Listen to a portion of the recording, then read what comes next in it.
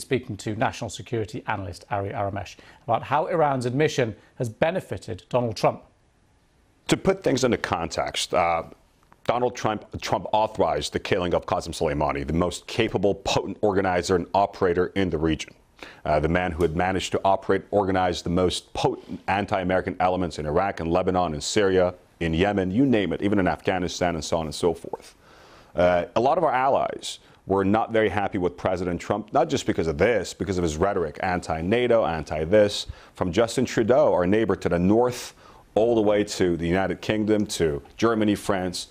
After killing Soleimani, a lot of our friends and allies were thinking this was not the wise thing to do because this can wreak havoc in the region.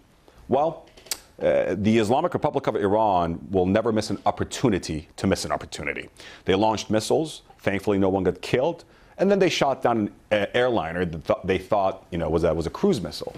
And they try to cover it up. And always, the cover-up is always worse than the crime. They try to cover it up, and now they have to admit fault. This is, the ball is now in their court. President Trump is taking a back seat and trying to see what he can do. At the same time, he hasn't been that successful foreign policy-wise, but right now, again, the pressure on the Iranian regime and their miscalculations and sort of misfeasance and malfeasance has led into sort of a couple of winning factors for the president. So this hugely plays into Donald Trump's hand. Interesting that the White House, Donald Trump, haven't made so far big political hay out of this. They haven't been on Twitter. They haven't been out talking about it. They've kind of kept a silence. That's obviously a deliberate strategy. It is. And the president, he's a very atypical president. On the one hand, he's very unpredictable. Give you an example, a couple of months ago when the Iranian government shot down an American drone over friendly skies, we all expected the president to come down harsh and hit hard. He didn't. He showed restraint. He bought himself a lot of goodwill. Then again, after Iranian missile attacks against Aramco, the Saudi oil company, everybody thought there was going to be a U.S. reaction. None.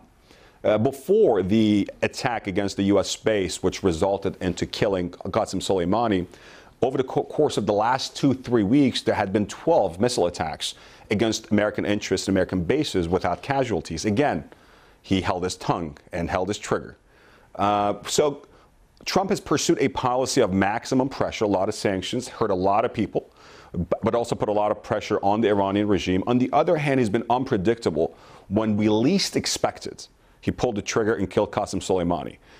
We were expecting that would be much more costly for U.S. foreign policy. But again, the Iranian reaction and then their miscalculation has led this to become a winning point, to this point at least, for Donald Trump.